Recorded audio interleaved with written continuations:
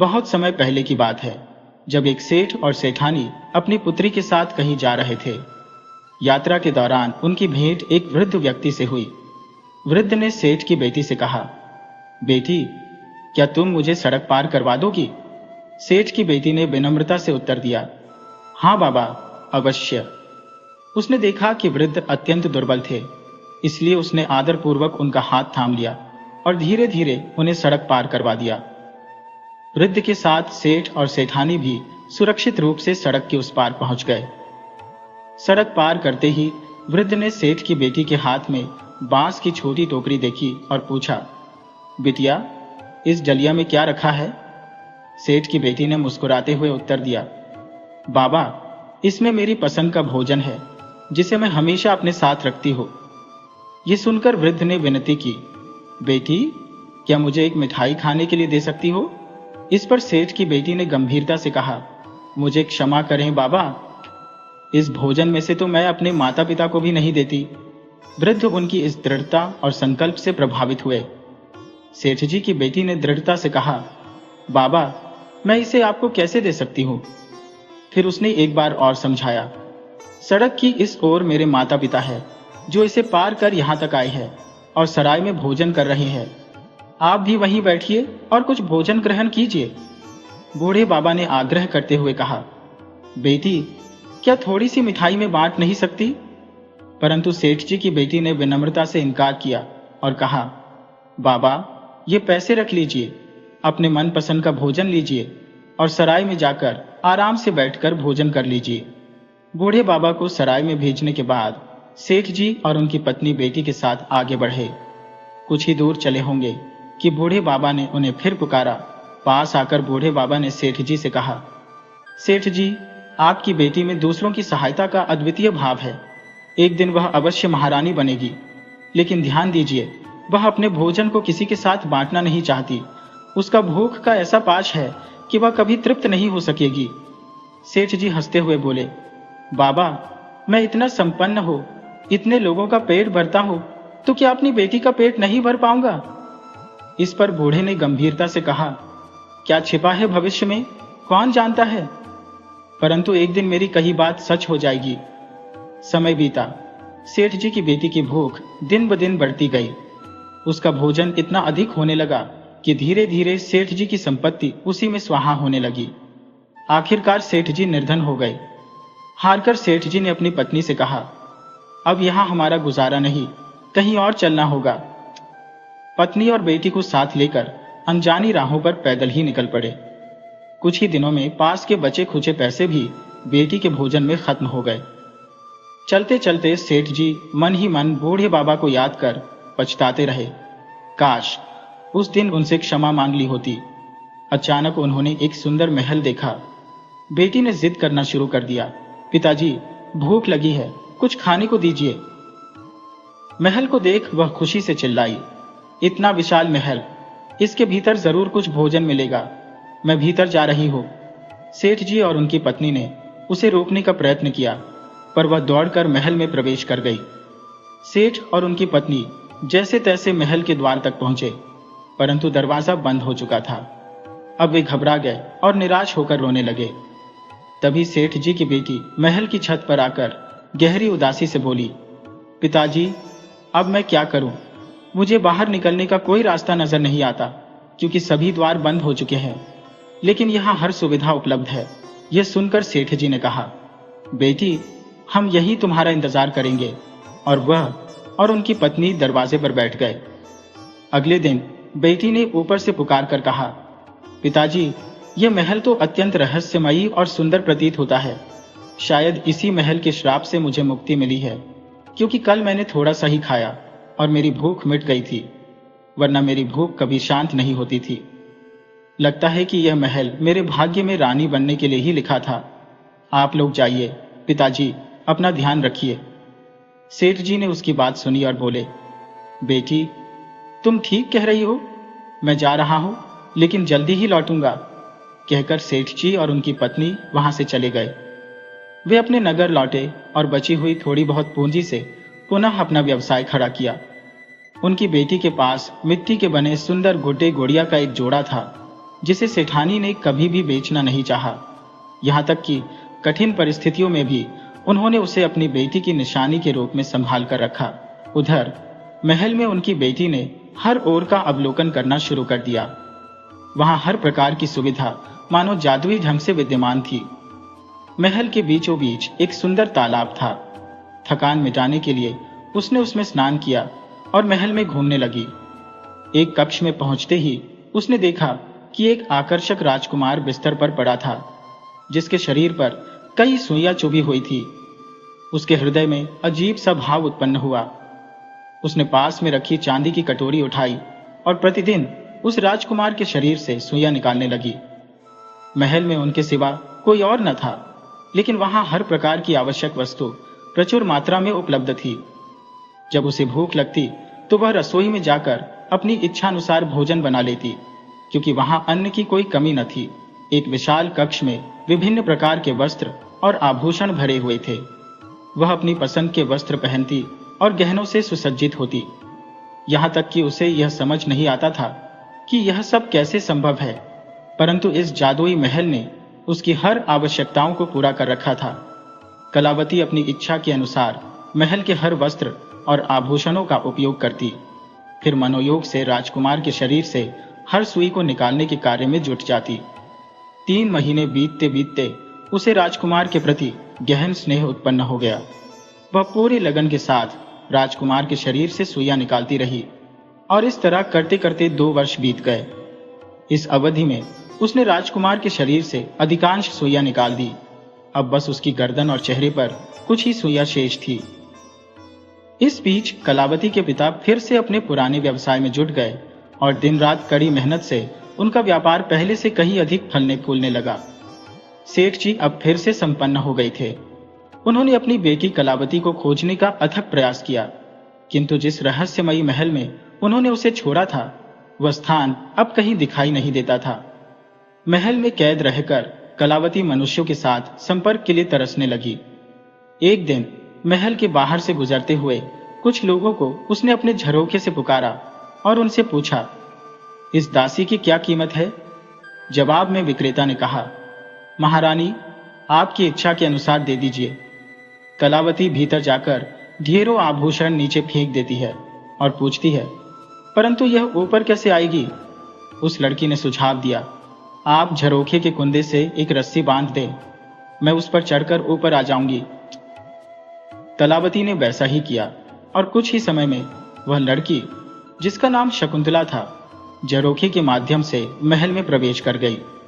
शकुंतला के आने से कलावती को साथ मिल गया और उसका मन भी कुछ बहलने लगा, किंतु अपने हृदय में राजकुमार के प्रति गहरी आसक्ति के कारण उसने शकुंतला को राजकुमार के कक्ष के निकट भी नहीं जाने दिया। वह नहीं चाहती थी कि उसके अलावा कोई और उसकी प्रियतम छवि को देखे। महल में कार्यों की अधिकता नहीं थी, क्योंकि हर सुबह जब कलावती उठती तो महल पूरी तरह स्वच्छ और व्यवस्थित मिलता। शकुंतला भी इस रहस्यमयी स्थान में प्रसन्न थी और कलावती को अपनी मालकिन मानकर उसकी हर आज्ञा का पालन करती।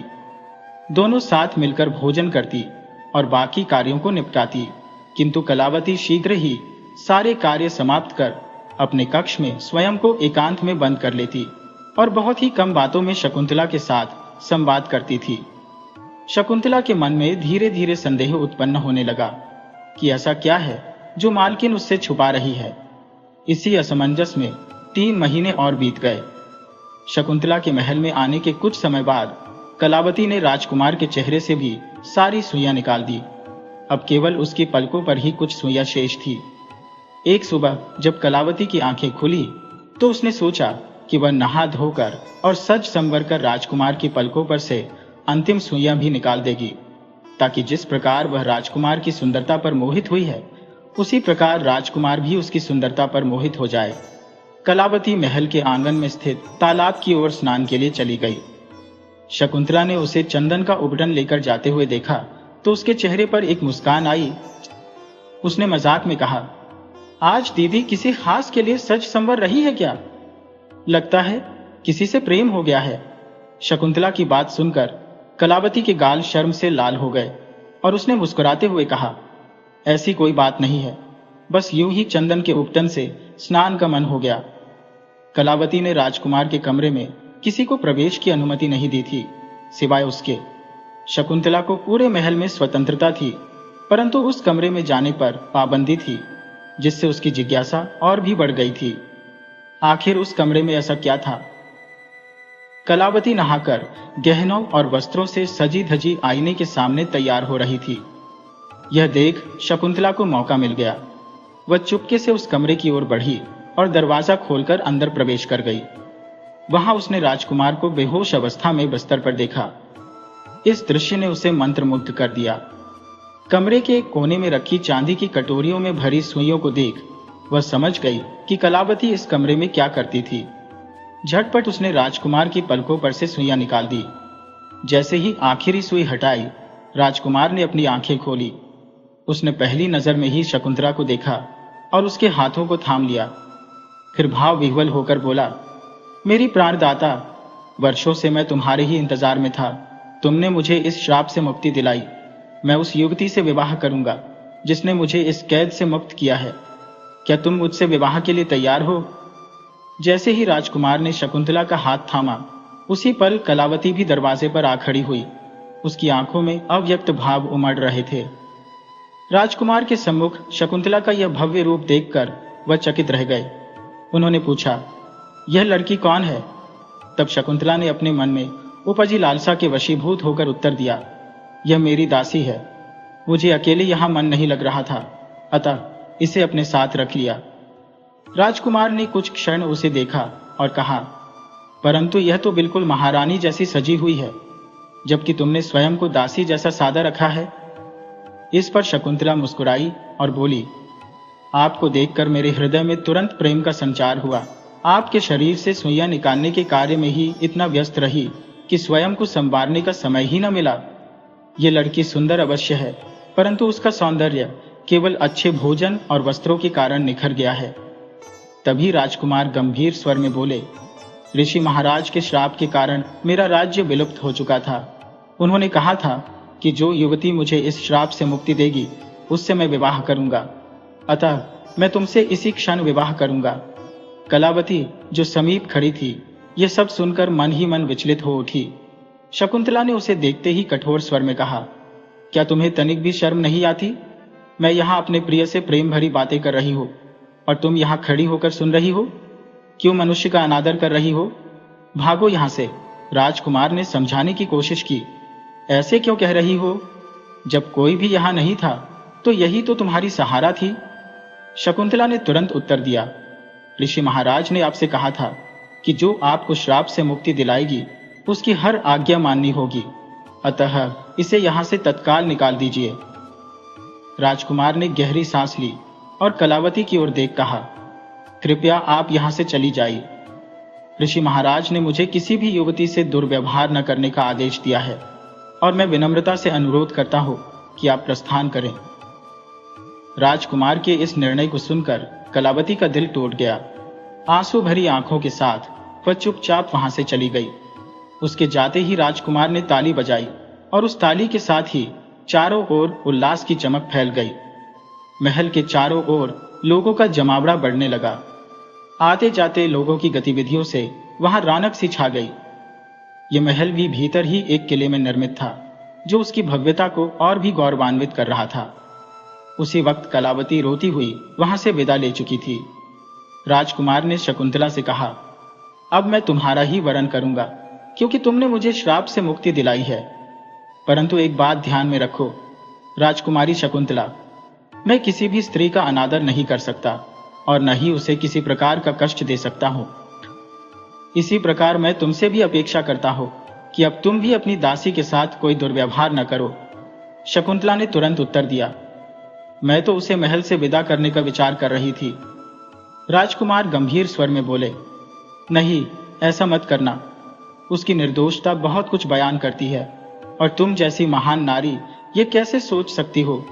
जब तुम यहाँ अकेली थी तो उसी ने तुम्हारा साथ दिया था।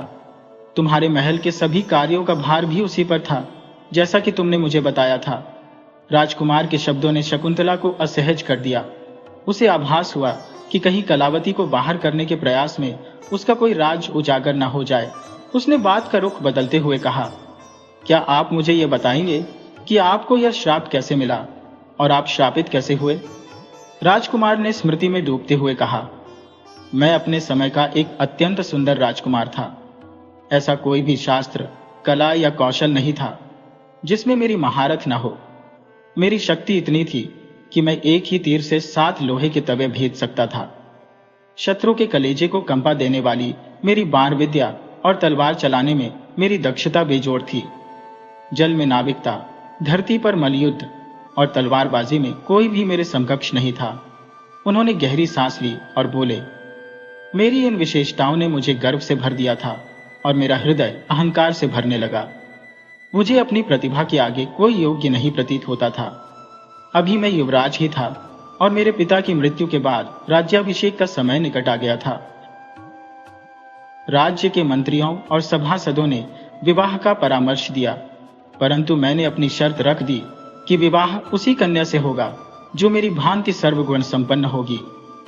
मेरी इच्छा के अनुसार राजमाता ने एक भव्य आयोजन किया जहां सभी गुणी राजकुमारियों को निमंत्रण दिया गया, परंतु मैं अपने रूप और गुण के अभिमान में इतना विभोर था कि उनमें से किसी को भी अपना समकक्ष नहीं समझा।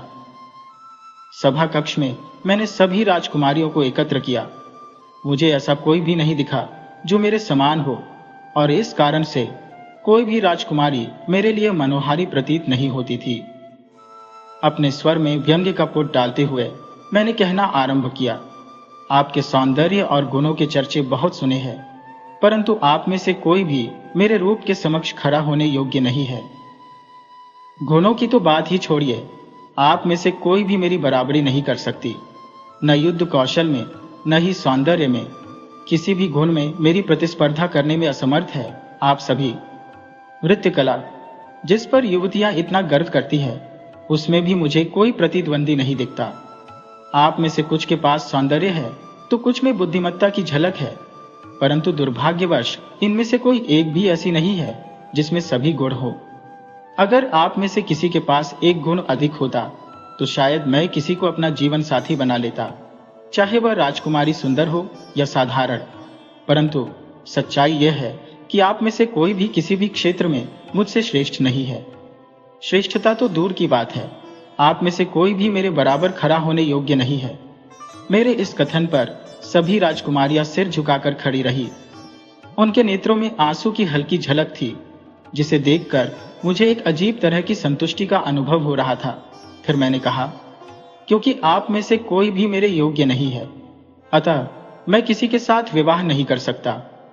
लेकिन आप सभी मेरे अतिथि हैं, इसलिए मैंने आपके लिए विशेष उपहारों की व्यवस्था की है, क्योंकि हमारे राज्य की परंपरा है कि जो भी हमारे यहाँ आता है उसे बहुमूल्य उपहार देकर विदा किया जाता है। कृपया मेरे पास आकर उपहार ग्रहण करें और अपने राज्य लौट जाएं, क्योंकि मैं आप सभी को सम्मान पूर्वक विदा करना चाहता हूं।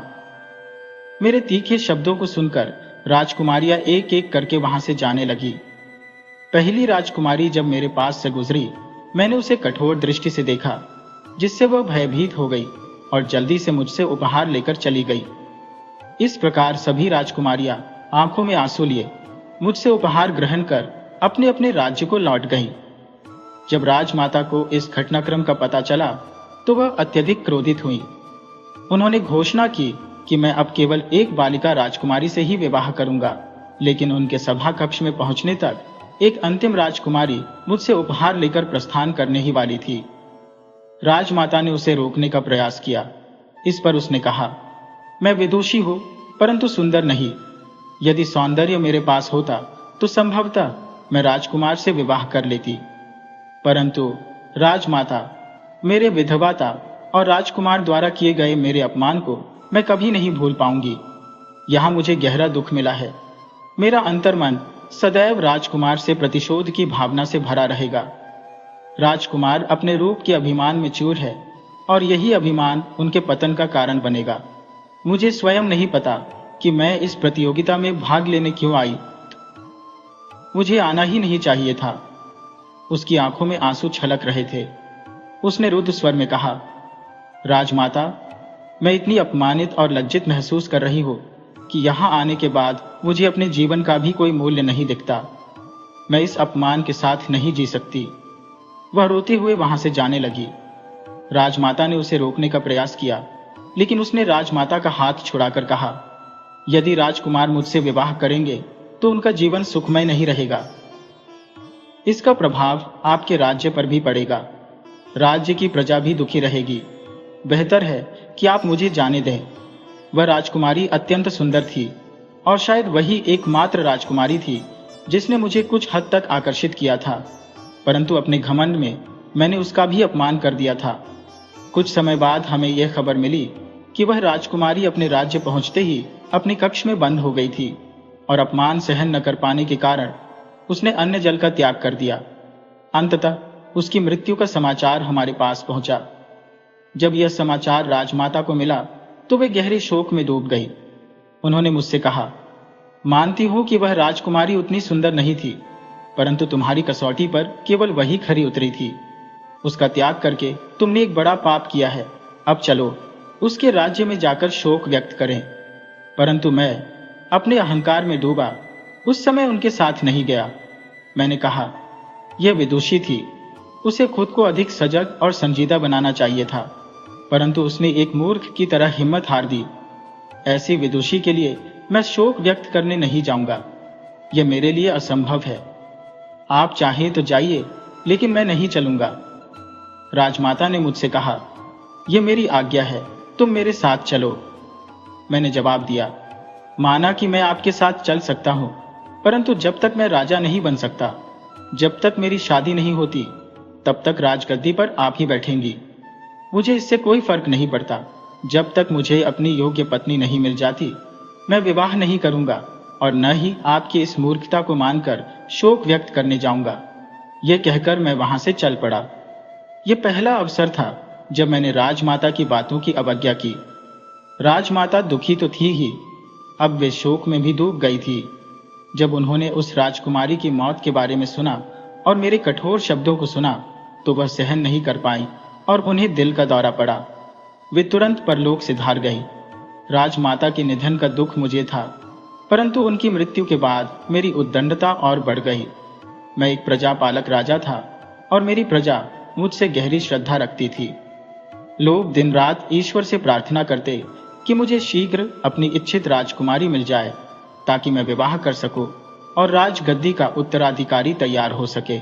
गुरुजी ने मुझसे कहा था कि अगर राजमाता के निधन के 6 महीने बाद भी राजगद्दी पर कोई राजा नहीं बैठता है, तो वे किसी योग्य पुरुष को राजगद्दी पर बैठा देंगे।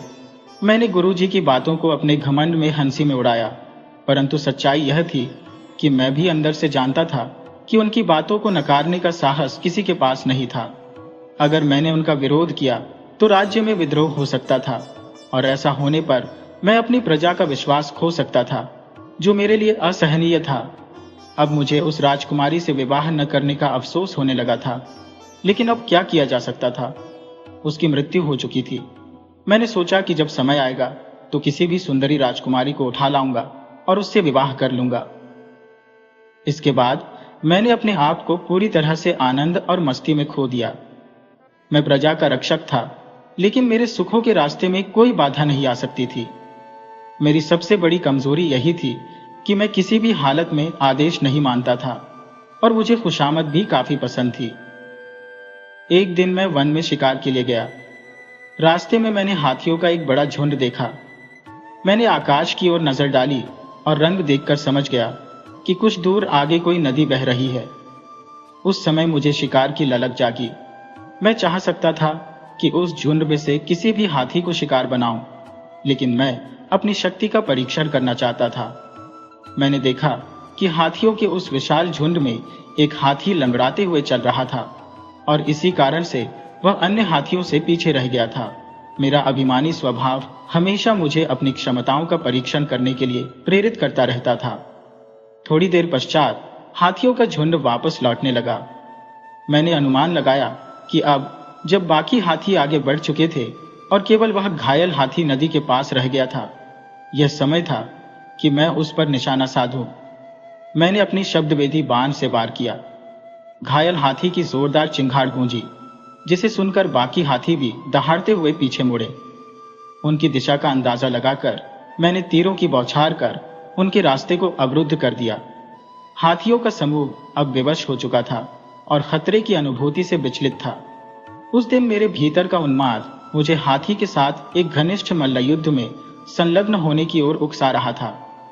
मेरे अंगरक्षकों ने मुझे चेतावनी दी, महाराज, इस ओर न बढ़ें। हाथी अपने साथी के लिए प्राणों का उत्सर्ग कर देते हैं। झुंड से टकराना खतरनाक है। मैंने मुस्कुराते हुए उत्तर दिया, मैं तो निहत्था ही इन हाथियों का सामना कर लूंगा। क्या तुम लोग एक झुंड के हाथियों से भी नहीं लड़ सकते? सैनिकों ने हामी भरी और वे मेरी ओर से आगे बढ़े। हाथियों का झुंड खतरे की छाया को समझ चुका था और उन्होंने अपने घायल साथी को अकेला छोड़कर पलायन करना उचित समझा। घायल हाथी की करुण चीख फिर से सुनाई दी और मैंने उसे देखने का निश्चय किया। जैसे ही मैंने अपना धनुष तानने का प्रयास किया, मुझे चूड़ियों की खनक सुनाई दी और मेरे हाथ स्वतः ही रुक गए।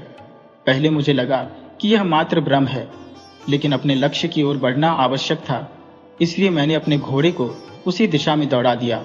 नदी के किनारे पहुंचते ही मैंने देखा कि एक वन कन्या उस हाथी का तीर निकालने का प्रयास कर रही थी और उसके घाव पर किसी औषधि का लेप लगा रही थी। मैंने दृष्टि घुमाई तो पास के पत्थर पर पीसी हुई कुछ जड़ी बूटियां देखी, जिन्हें वह घायल हाथी पर मल रही थी। मुझे देखते ही उस वन कन्या ने भांप लिया कि यह तीर मैंने ही चलाया था। मेरी राजसी पोशाक देखकर वह समझ गई कि मैं कोई राजकुमार हूं। उसने क्रोध भरी आवाज में कहा, तुम्हें शर्म नहीं आती? राजकुमार होकर भी निरीह प्राणियों का जीवन हर लेते हो। राजपुरुषों का धर्म होता है कि वे प्राणियों की रक्षा करें, और तुम हो कि उनकी हत्या कर रहे हो। कितने कायर हो तुम। उसके अप्रतिम सौंदर्य ने मुझे जैसे एक क्षण के लिए सम्मोहित कर लिया। उसकी तेजस्विता और निर्भीकता को देख मैं विस्मित था, लेकिन उसकी बातें सुनकर मेरा गर्व जाग उठा और मेरा क्रोध उबल पड़ा। मैंने कहा, देखो, मैं राजकुमार ब्रह्म आदित्य हूं और यह शिकार मेरा है। मुझे सौंप दो, नहीं तो परिणाम तुम्हारे लिए अनुकूल नहीं होंगे। उसने जवाब दिया, कौन सा परिणाम? क्या तुम मेरी भी हत्या करोगे? मैंने कहा, मैं निशाना साधता हूं, परंतु कभी स्त्रियों पर हथियार नहीं उठाता, विशेष रूप से अगर वो युवती हो। मेरी बात सुनकर वह बोली, युवराज, मैंने सुना है कि तुम घमंड से भरे हो। शायद मैंने सही सुना है। वह बोली, अपने निशाने पर बड़ा अभिमान है ना तुम्हें? तो ठीक है, मैं तुम्हें 5 बार प्रयास करने की अनुमति देती हूँ। यदि तुमने मेरे हाथों की चूड़ियों को भेद कर गिरा दिया तो यह शिकार तुम्हारा होगा। इतना कहकर उसने अपने दोनों हाथ सीधा कर दिया। मैंने तीर छोड़ा, परंतु अचंभे में पड़ गया। उसने तीर को अपनी मुट्ठी में थाम लिया। वास्तव में उसने घायल हाथी की देखभाल की थी, उसके घावों पर मरहम लगाकर उसे स्वस्थ किया था।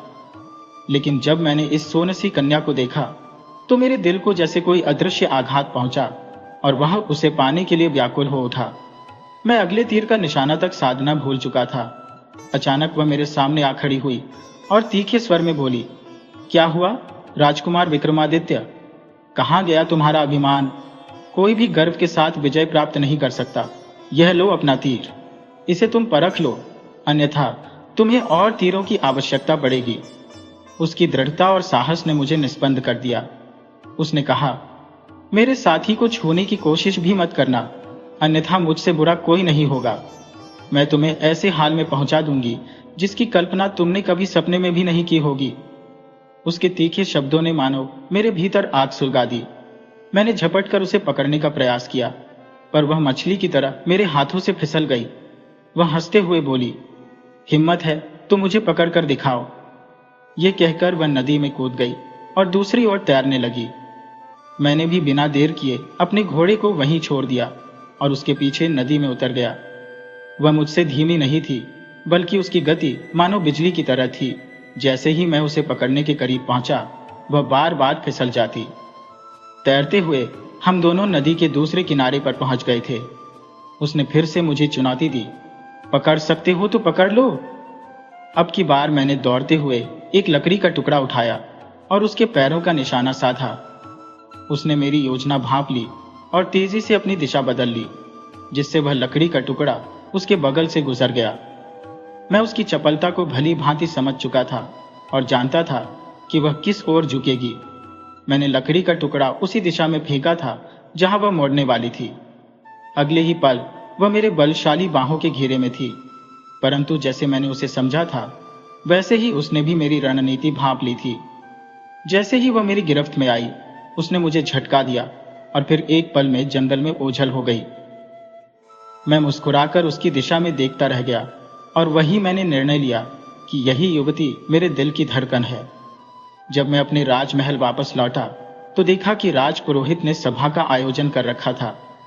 मैंने चकित होकर पूछा, मेरे बिना यह सभा कैसे आयोजित की गई? राजपुरोहित जी ने आगे बढ़कर कहा, राजमाता के निधन को 4 माह बीत चुके हैं। यदि अगले 2 माह में आपने विवाह नहीं किया तो राज्य सिंहासन रिक्त नहीं रह सकता। किसी उपयुक्त व्यक्ति का चयन अनिवार्य होगा और इसी कारण यह सभा बुलाई गई है। मैंने आश्वस्त करते हुए कहा, अब चिंता करने की कोई आवश्यकता नहीं है। मैंने योग्यतम कन्या को खोज लिया है, शीघ्र ही मैं उससे विवाह कर लूंगा। अतः राज्य को सिंहासन के विषय में चिंतित होने की आवश्यकता नहीं है। मेरी यह बात पूरे राज्य में जंगल की आग की तरह फैल गई। जनता खुशी से झूम उठी। मैंने अपने गुप्तचरों को उस विलक्षण युवती का पता लगाने की जिम्मेदारी सौंप दी। सप्ताह भी नहीं बीता था कि मुझे उसकी खबर मिल गई। आत्मविश्वास से भरकर मैं उसे पाने के लिए चल पड़ा। अपने विशाल लाभ लश्कर के साथ मैं जंगल में पहुंचा, जहां वह हाथी भी दिखाई दिया जो पहले घायल था, परंतु अब उसमें न कोई थकान के चिन्ह थे, न मेरे दिए गए घाव का कोई असर। उसके घाव पूरी तरह भर चुके थे। मैं उस युवती के उपचार कौशल का कायल हो चुका था और मेरा हृदय उसकी प्रशंसा में डूब गया था। पहली बार किसी स्त्री के प्रति ऐसा आकर्षण जागा था। नहीं तो महिलाओं को मैं हमेशा एक खिलौने से अधिक नहीं समझता था। महल में मेरे लिए सभी ऐश्वर्य उपलब्ध थे और मैं उन सभी का आनंद उठाता था, परंतु मैं अपनी प्रजा से भी भरपूर प्रेम करता था। इसी कारण मेरी जनता मुझे असीम सम्मान देती थी। वह युवती जंगल के भीतर अपने पिता के आश्रम में रहती थी। विवाह योग्य आयु होने के बावजूद उसका विवाह अब तक नहीं हुआ था। उसके पिता उस घने जंगल में एक गुरुकुल का संचालन करते थे। उनकी ख्याति दूर दूर तक फैली नहीं थी, बल्कि मैंने तो उनके नाम तक नहीं सुना था। परंतु जब मैं उनसे मिला तो उनकी विद्वत्ता के सामने नतमस्तक हो गया। मैंने उन्हें अपना परिचय दिया और उनकी पुत्री का हाथ मांगा। मेरे प्रस्ताव से वे प्रसन्न हो गए और बोले, युवराज, आपने मेरी एक बड़ी समस्या का समाधान कर दिया। मेरी पुत्री विवाह योग्य है, पर वह अति गुणी है। मैंने आसपास के सभी गुरुकुलों में जाकर योग्य वर की तलाश की, परंतु मुझे कोई भी उसके योग्य नहीं लगा। आपके प्रस्ताव से मुझे अत्यंत आनंद हुआ है। आपकी कृपा से मैं अपनी पुत्री का कन्यादान कर सकूंगा और अपने जीवन का यह ऋण चुकता कर सकूंगा। अब मैं अपने पूर्वजों से आंख मिलाकर मिल सकूंगा। उसी समय वह ऋषि कन्या आश्रम में आई और उसके पिता ने उसे मेरे प्रस्ताव के विषय में बताया। उसने सुनते ही कहा, यह असंभव है पिताजी, मैं इनसे विवाह नहीं कर सकती क्योंकि ये मेरे योग्य नहीं है। ऋषि ने आश्चर्य से पूछा, ये तुम कैसी बातें कर रही हो बेटी? युवराज कैसे तुम्हारे योग्य नहीं है?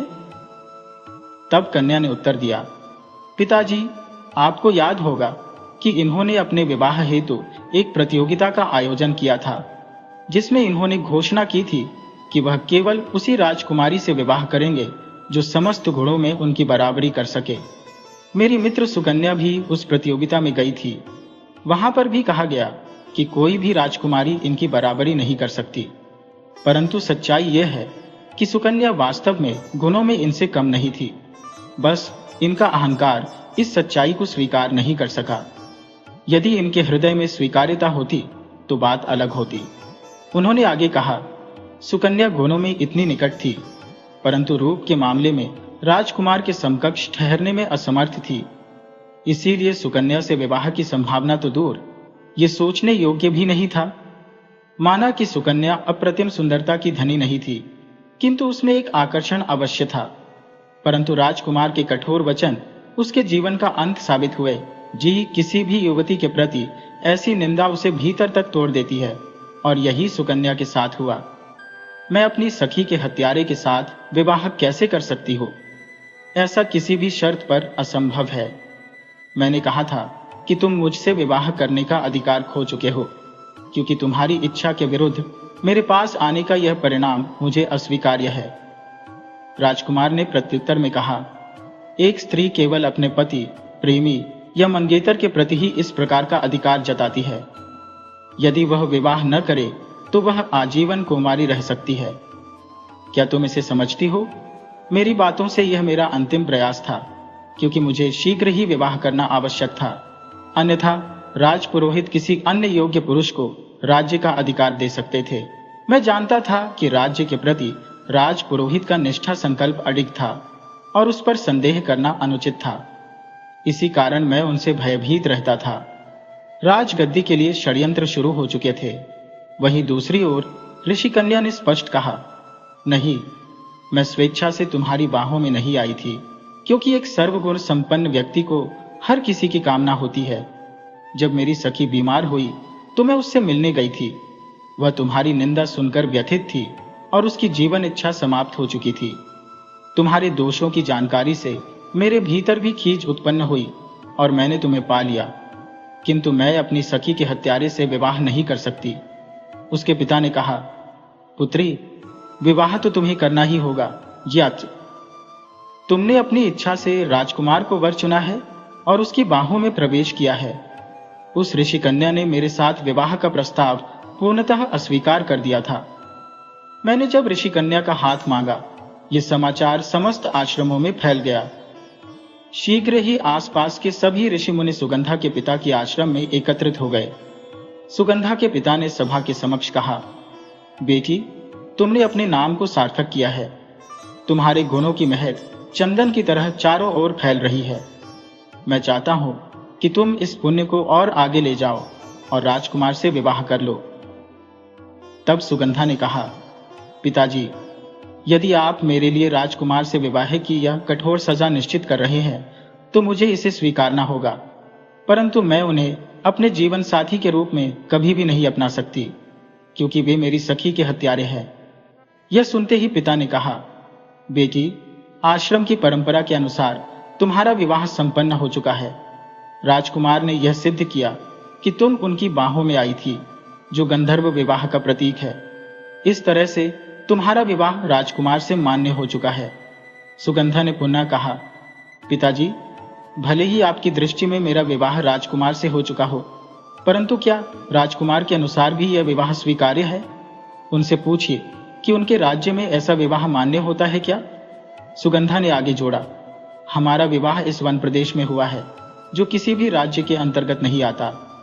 यदि यह विवाह उनके राज्य में मान्य होता तो फिर उन्हें भी इसे स्वीकार करना पड़ता। सुगंधा ने राजकुमार से प्रश्न किया, क्या आपके राज्य में गंधर्व विवाह मान्य है? राजकुमार ने तुरंत उत्तर दिया, नहीं, मेरे राज्य में यह विवाह मान्यता नहीं रखता। सुगंधा ने अपने पिता की ओर देखते हुए कहा, देखा पिताजी, इनके यहां तो यह विवाह मान्य ही नहीं है, तो फिर मैं इन्हें अपना पति कैसे मान लूं? राजकुमार ने कहा, मैं तुमसे यहीं और इसी समय विवाह करने के लिए तत्पर हूं। फिर भी सुगंधा ने विवाह के लिए सहमति नहीं जताई। तब उसके पिता ने स्पष्ट शब्दों में कहा, बेटी, अब तुम्हें दो ही विकल्प है, या तो राजकुमार से विवाह कर लो या फिर इस आश्रम को त्याग कर चली जाओ, क्योंकि तुम्हारी उद्दंडता का यही उचित परिणाम है। सुगंधा ने अपने पिता की आज्ञा को मानकर प्रणाम किया और आश्रम छोड़ दिया। इस घटना की खबर राज्य में जंगल की आग की तरह फैल गई कि मैंने एक ऋषिकन्या से विवाह कर लिया।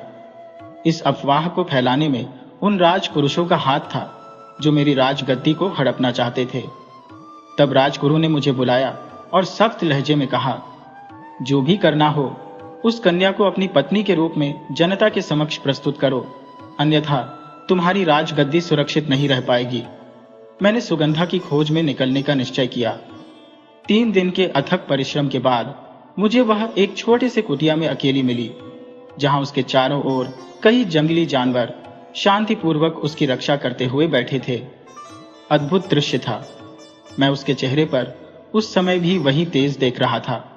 अपने सैनिकों के साथ मैंने उसे घेर लिया और उसे मेरे साथ चलने के लिए विवश कर दिया। नगरवासियों ने जब उसे मेरे साथ आते देखा तो खुशी से झूम उठे और मंगल गीत गाने लगे। मैंने उससे बलपूर्वक विवाह कर लिया। उसने एक गहरी रहस्यमयी मुस्कान के साथ मेरी ओर देखा। मैंने भी व्यंग्य से उसकी ओर दृष्टिपात किया। फिर उसका हाथ पकड़कर महल के झरोखे में प्रजा को दर्शन देने हेतु खड़ा हो गया। ऊपर लोग हर्षोल्लास से झूम रहे थे और सैनिक भी हमारे सम्मान में उत्सव मना रहे थे। सैनिक विभिन्न प्रकार से अपनी शक्तियों का प्रदर्शन कर रहे थे। उसी समय भालों से सुसज्जित सैनिकों का एक दल हमारे सम्मान में झुंड के रूप में आगे आया। मैं कुछ समझ पाता उससे पहले ही सुगंधा ने झरोखे से उन भालों की तरफ छलांग लगा दी जहां बालिकाएं सुरक्षित रूप से छिपी थी। उसके कूदते ही भालों के बीच फंसा उसका शरीर एक तीव्र चीख के साथ वातावरण में गूंज उठा। पिताजी उसे देख ही रहा था कि उसी क्षण उसके पिता वहां आ पहुंचे। उसकी बहन अब अंतिम सांसें गिन रही थी। पिता ने अपने कमंडल से जल उठाया और बोले, राजकुमार, मैंने अपनी पुत्री को हर गुण से संपन्न बनाया था। एक पुत्र से कहीं अधिक उसे स्नेह दिया, पर उसकी एक छोटी सी भूल पर भी उसका परित्याग करने में संकोच नहीं किया। किंतु तुमने उसके साथ जबरदस्ती की। किसी व्यक्ति पर बलात्कार करना महान पाप है और तुमने यही पाप मेरी बेटी के साथ किया। इसलिए मैं तुम्हें श्राप देता हूं कि जिस प्रकार आज मेरी पुत्री का शरीर विदीर्ण हुआ है, उसी प्रकार तुम्हारा भी शरीर किसी परछाई के समान लुप्त हो जाए। तुम्हारे राज्य की प्रजा ने एक निर्दोष पर अत्याचार किया, इसीलिए तुम्हारा समस्त राज्य भी दृष्टिपथ से गायब हो जाएगा। तुम अनगिनत वर्षों तक सोनिया की बेड़ियों में बंधे रहोगे। यह कहते हुए उन्होंने अपने हाथों का जल मेरे ऊपर छिड़क दिया। अगले ही क्षण मैं उनके चरणों में गिर पड़ा, अपने पापों की क्षमा याचना करने लगा, परंतु उन्होंने मेरी ओर तनिक भी ध्यान नहीं दिया। तब वे अपनी पुत्री की ओर मुड़े और बोले, माना कि तुम राजकुमार को दंडित करना चाहती थी पुत्री, किंतु मैंने तुम्हारी आंखों में राजकुमार के लिए गहरा स्नेह देखा है। यदि राजकुमार अपने अपराधों का प्रायश्चित करता तो तुम निश्चित ही उसे पति के रूप में स्वीकार करती। अतः राजकुमार को श्राप से तभी मुक्ति मिलेगी जब तुम अगले जन्म में इस शरीर से सभी सुइयों को निकाल दोगी। फिर मुझसे बोले, तुम्हारे शरीर से अंतिम सुई तब निकाली जाएगी जब तुम्हारे समक्ष कोई युवती प्रकट होगी और उसी क्षण तुम उसे वरण कर लेना। जैसे ही तुम उसका हाथ पकड़ विवाह का प्रस्ताव दोगे, तुम्हारा राज्य पुनः लौट आएगा। ये सुनकर कलावती दरवाजे के पीछे खड़ी होकर अश्रुपूरित नेत्रों से देख रही थी। उसने राजकुमार के समस्त शरीर से सोनिया को निकाल दिया था, परंतु उसके पास इसका कोई ठोस प्रमाण नहीं था। उसकी आंखों के समक्ष ही शकुंतला और राजकुमार का विवाह संपन्न हो चुका था। जब भी राजकुमार कलावती को निहारते, उसकी सुंदरता और सुघरता उन्हें मंत्रमुग्ध कर लेती। शकुंतला इस बात को भांप चुकी थी। राजकुमार ने उसे कड़े शब्दों में यह निर्देश दिया था कि वह किसी भी प्रकार से कलावती को महल से बाहर नहीं निकाल सकती। इसलिए शकुंतला ने उसे महल में रखा, लेकिन प्रताड़ित करने का कोई अवसर नहीं छोड़ा। कभी कभी तो वह कलावती को 3344 दिनों तक भोजन से वंचित रखती, परंतु कलावती पर इसका कोई प्रभाव नहीं पड़ता, बल्कि उसे यह देखकर विस्मय होता कि उसे भूख का एहसास क्यों नहीं होता। शकुंतला ने अपनी सभी दासियों को हटा दिया था और कलावती को दिन भर काम में उलझाए रखती। राजकुमार ये सब देखते रहे और धीरे धीरे उनके हृदय में कलावती के प्रति सहानुभूति उत्पन्न होने लगी थी। 2 माह बीत जाने पर राजकुमार ने एक दिन दोनों से कहा, मैं अब समस्त धरा पर देवों के दर्शन के लिए प्रस्थान करूंगा, क्योंकि गुरुदेव का कहना है कि मुझ पर जो शराब का हल्का प्रभाव है वह तभी समाप्त होगा जब मैं चारों धाम के देवताओं का दर्शन कर लूंगा। राजकुमार ने महल की सभी सेविकाओं और शकुंतला से पूछा, तुम लोगों के लिए कुछ लाने का मन है? सभी ने अपनी अपनी इच्छाएं बताई और कई वस्तुएं मंगवाई। उस समय कलावती चुपचाप एक कोने में खड़ी थी। राजकुमार उसके पास गए और पूछने लगे, तुमने अपनी कोई इच्छा नहीं बताई कलावती, क्या तुम्हें कुछ नहीं चाहिए? कलावती ने सिर झुकाकर उत्तर दिया, मुझे यहां सब कुछ मिल ही जाता है। मुझे वास्तव में कुछ नहीं चाहिए, लेकिन यदि आप मेरे लिए कुछ लाना चाहते हैं तो मेरे लिए एक सत्य बोलने वाली गुड़िया और एक गुड्डे का जोड़ा ले आइए। राजकुमार ने सहर्ष यह स्वीकार किया और यात्रा के लिए प्रस्थान कर गए। चारों धाम के इस धार्मिक और पवित्र अभियान में उन्होंने सर्वत्र आनंद की अनुभूति की। अपने समृद्ध राज्य के कारण जहां भी गए वहां खुले हृदय से दान पुण्य किया। कुछ माह बीतते बीतते उन्होंने सभी की इच्छाओं के अनुसार वस्तुएं एकत्रित कर ली थी। बस में सच बोलने वाली मिट्टी की गुड़िया का जोड़ा प्राप्त न होने पर राजकुमार के मुख्य सलाहकार ने उनसे निवेदन किया, महाराज, 2 माह बीत चुके हैं। हमें अधिक समय तक राजमहल से दूर नहीं रहना चाहिए। मुझे नहीं लगता कि ऐसी कोई गुड़िया वास्तव में अस्तित्व में है। कृपया अब लौट चलें। परंतु राजकुमार ने दृढ़ता से कहा, आज तक कोई ऐसी वस्तु नहीं रही जो मैं पाने में असमर्थ रहा हूं। मैं यह सच बोलने वाली गुड़िया अवश्य लेकर ही लौटूंगा। इस निश्चय के साथ वे आगे बढ़े।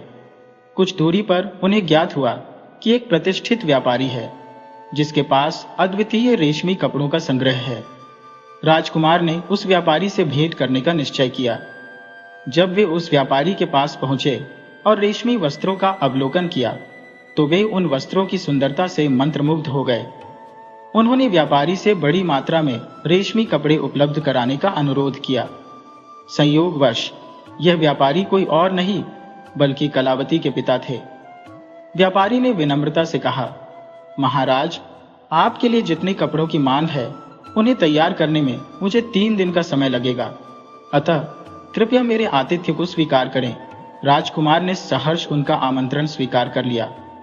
रात्रि भोज के समय राजकुमार ने व्यापारी से कहा, जैसे आपके रेशमी कपड़े विलक्षण है, वैसे ही मैंने एक विशेष प्रकार की गुड़िया के जोड़े के बारे में सुना है। यद्यपि मुझे विश्वास नहीं है कि ऐसी गुड़िया सच में है, यह शायद मात्र एक अफवाह है। व्यापारी ने जिज्ञासु होकर पूछा, कैसी गुड़िया महाराज? इस पर राजकुमार ने उत्तर दिया, सच बोलने वाली मिट्टी की गुड़िया का जोड़ा। व्यापारी ने मुस्कुराते हुए कहा, महाराज, मेरे पास सच बोलने वाली गुड़िया का जोड़ा है। राजकुमार ने आग्रह किया, कृपया वह जोड़ा मुझे प्रदान करें ताकि मेरे वचन की प्रतिष्ठा बनी रहे। इस पर व्यापारी ने गंभीरता से कहा, महाराज, मैं वह गुड़िया का जोड़ा आपको अवश्य दूंगा, परंतु इसके लिए आपको अपनी समस्त संपत्ति, सेवक और सभी साज सज्जा मुझे अर्पित करनी होगी।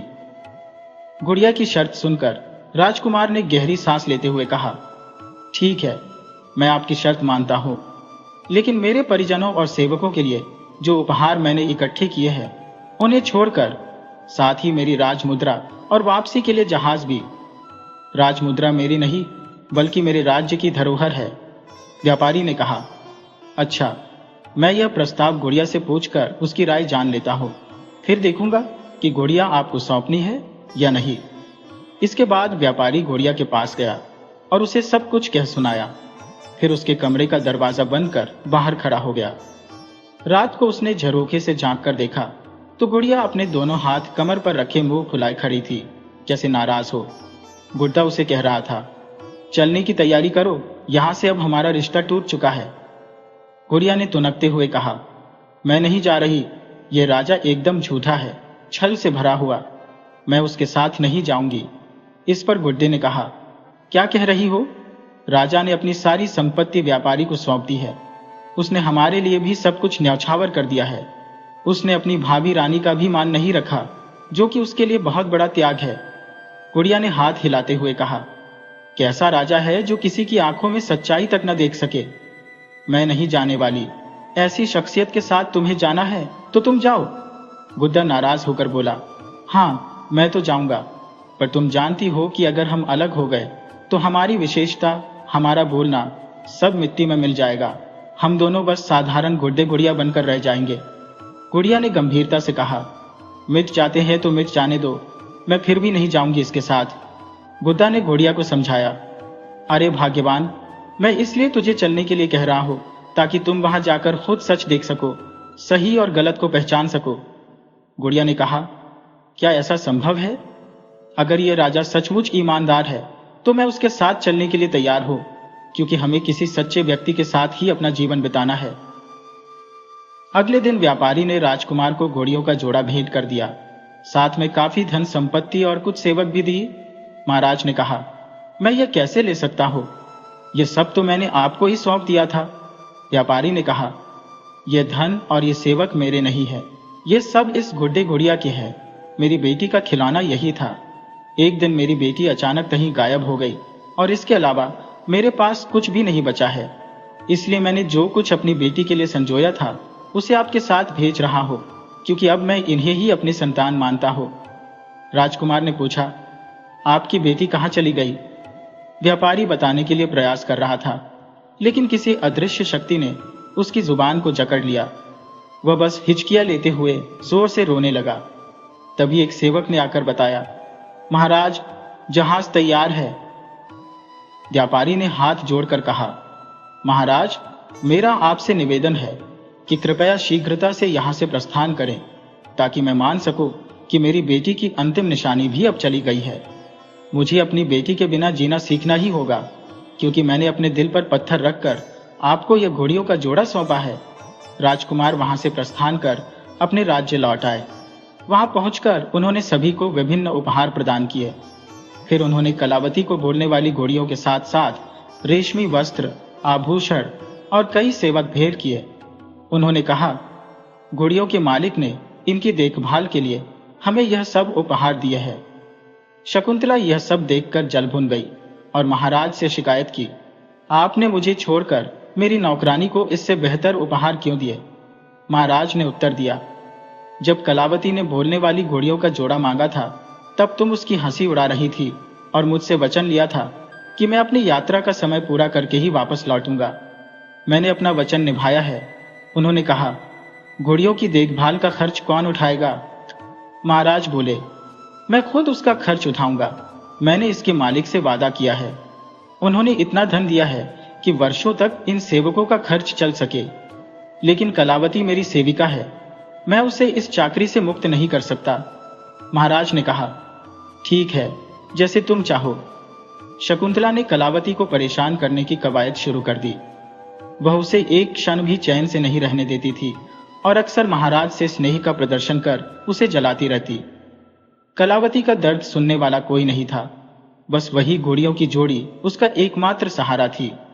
हर रात सोने से पहले कलावती अपनी घोड़ियों से बातें करती। देखो, वह बुदबुदाती, मेरे हाथों पर कितनी खरोंचे हैं, जिन्हें दिन भर की जद्दोजहद में उभरते उभरते हटाते हटाते सैकड़ों निशान बन चुके हैं। उसके हाथों में अब भी उन निशानों की गहराई थी। अगर महाराज ने थोड़ी भी फिक्र दिखाई होती तो वे उसी वक्त समझ जाते कि इस दर्द का कारण वही थे। लेकिन उन्होंने कुछ नहीं किया। उन्होंने केवल हम दोनों को महल में देखा था। उन्हें पहले परख करनी चाहिए थी, परंतु बिना सोचे समझे उन्होंने शकुंतला से विवाह कर लिया। इस बात पर कलावती रो रोकर बिखरने लगी। उसकी सिसकियों को सुन गुड्डा बोला, मत रो, यह समय तेरा इम्तिहान ले रहा है, देखना जल्द ही सब ठीक हो जाएगा। पर कलावती ने उसकी बात का प्रतिवाद करते हुए कहा, कब ठीक होगा सब? मेरी वजह से मेरे माता पिता निर्धनता में डूब गए। तुम लोग भी मुझसे जुदा हो गए। शायद मेरे माता पिता ने मुझे अपनी दरिद्रता में तुम्हें भी बेच डाला होगा। भगवान मेरे माता पिता की रक्षा करें, न जाने वे किस हाल में होंगे। वह अपने माता पिता को याद कर आंसुओं में डूब गई। यहाँ 2 वर्ष हो गए और अब 6 महीने और बीत चुके हैं। शकुंतला मेरी हर शांति छीन चुकी है। वह मेरे दिल पर मानो सुइयां चुभोती रहती है। काम का दर्द सह लेती हो, पर महाराज के प्रेम प्रदर्शन के बीच जब वह उसे जलाती है तब असह्य पीड़ा होती है। आखिर कब सब ठीक होगा? गुड्डा हमेशा की तरह वही जवाब देता, वक्त पर सब ठीक हो जाएगा। पर घोड़िया चुपचाप पड़ी रहती, मानो वह निर्जीव हो। महाराज की आंखों से शकुंतला की क्रूरता छिपी नहीं थी, लेकिन फिर भी शकुंतला का बोझ सहने के लिए वे विवश थे। एक दिन शकुंतला ने काम में गलती पर कलावती को थप्पड़ जड़ दिया। कलावती आहत मन से अपने कक्ष में भाग गई। दरवाजा बंद कर फूट फूट कर गुड्डे गुड़िया के सामने रोने लगी। उसने कहा, शकुंतला का मेरे प्रति व्यवहार मेरे लिए सहनशीलता की परीक्षा बन चुका है। आज उसने मुझे भोजन लाने को कहा और जब मैं थाली लेकर पहुंची तो महाराज उसके प्रेम में खोए हुए थे। यह दृश्य मेरे सहन के बाहर था। थाली मेरे हाथों से गिर गई। शकुंतला ने मुझे थप्पड़ रसीद कर दिया। वह शायद और भी मारती, लेकिन महाराज ने उसे रोक लिया। सच कहूं तो अब सहन शक्ति जवाब दे चुकी है। जीवन का हर उत्साह समाप्त हो चुका है। वह रोते रोते सो गई। गुड़िया भी तब चुप्पी साधे रहती और कलावती हर सुबह उसी से सवाल करती, कब सब ठीक होगा? इस घटना ने उन्हें भीतर तक झकझोर दिया। जैसे ही वे कलावती के कक्ष से बाहर निकले, मन व्यथित था। रात के सन्नाटे में महल के दूसरे हिस्से में टहलने लगे। अनायास ही उनके कदम फिर से कलावती के कक्ष की ओर बढ़ चले। वहीं से एक धीमी फुसफुसाहट उनके कानों में पड़ी। वे जैसे ही अंदर झांके, उनके नेत्र विस्मय में ठहर गए। गुड्डा और गुड़िया आपस में बातचीत कर रहे थे। कलावती के कहने पर उन्होंने गुड्डा गुड़िया तो खरीद लिए थे, परंतु उन्हें यह यकीन न था कि निर्जीव प्रतिमाएं भी बात कर सकती है। गुड़िया अपने नन्हे हाथों को कमर पर रखकर गुड्डे से शिकायत कर रही थी, तुम्हें आखिर कब लगेगा कि सब ठीक हो जाएगा? मुझे सही सही जवाब चाहिए। कब? गुड्डा ने संयमित स्वर में कहा। मैंने कहा ना, समय निकट है, सब ठीक हो जाएगा। महाराज जल्द ही सही फैसला करेंगे। गुड़िया क्रोधित हो बोली, क्या कहा तुमने? महाराज न्याय करेंगे? तुमने तो यह भी कहा था कि वे अत्यंत विद्वान हैं, पर मुझे तो उनमें कोई समझ नजर नहीं आती। यदि उनमें थोड़ी भी समझ होती तो शकुंतला के दुष्ट इरादे भांप जाते और कलावती की सच्चाई पर गौर करते। उनके लिए न्याय का अर्थ बस नाम का रह गया है। गुड्डा सहमति में सिर हिलाते हुए बोला, तुम ठीक कह रही हो, लेकिन सोचो। शकुंतला ने छल पूर्वक महाराज के विश्वास को चकमा दिया। महाराज को वास्तविकता दिखी होती तो संभवतः वे सही न्याय कर पाते। गुड़िया पुनः तीखे स्वर में बोली, यदि वे सचमुच न्यायप्रिय होते तो कलावती के श्रम और उसके सत्य को समझते। महाराज को हकीकत परखनी चाहिए थी, पर सच कहूं तो सभी पुरुष एक जैसे होते हैं। अब अगर तू इस निर्दयी राजा का समर्थन करेगी तो मैं तुझे छोड़कर चली जाऊंगी, गुड़िया ने कठोरता से कहा। गुड्डा ने मुस्कुराते हुए जवाब दिया, मुझे छोड़ने की बात कह रही हो और यहां कलावती के पास आने को तड़प रही थी। क्या सच में तुम इसे छोड़कर जा पाओगी? ये कहते हुए गुड़िया धीरे से कलावती के पास चली गई। उसके बालों पर हाथ फेरते हुए सांत्वना दी, घबराओ मत मेरी बच्ची, सब कुछ ठीक हो जाएगा। नींद में ही कलावती ने उसका हाथ पकड़ लिया और उसके चेहरे पर हल्की मुस्कान उभर आई। अगले दिन महाराज ने दरबार में कलावती और शकुंतला को बुलाया। उन्होंने कलावती से अपनी हथेलियां दिखाने को कहा।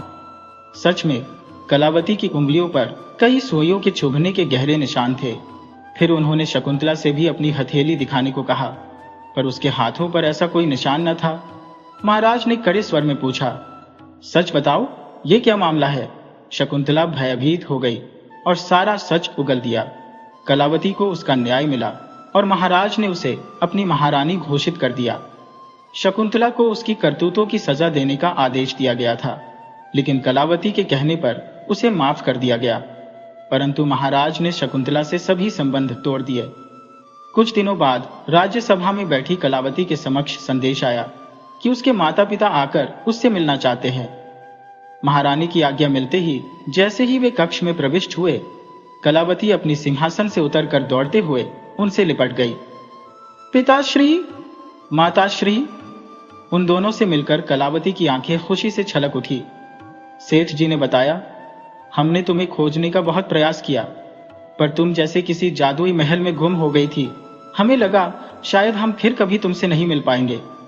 जब महाराज गुड़िया का जोड़ा लेकर चले गए, तब तुम्हारी माँ तो खाट पकड़कर बैठ गई। मैंने तय किया कि महाराज से मिलकर अपने संतान को फिर से पाने का निवेदन करूंगा। जहाज तैयार करवाने और यहां तक पहुंचने में हमें कुछ समय लग गया, पर अब देखो, हम तुम्हारे पास हैं। राजा, रानी और सेठ सेठानी को उनकी खोई हुई बेटी फिर मिल चुकी थी। सभी एक दूसरे से मिलकर अभिभूत थे। राजा ने भी सेठ सेठानी को अपनी महारानी के संग महल में रहने का आग्रह किया। इस प्रकार राजा को अपनी प्रिय पत्नी मिली और सेठ सेठानी को उनकी संतान, जो अब उनके साथ थी।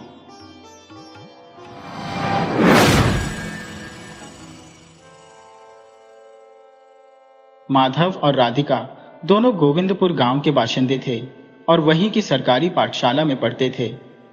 संयोग से दोनों एक ही कक्षा में थे और माधव राधिका को पढ़ाई में मदद कर रहा था।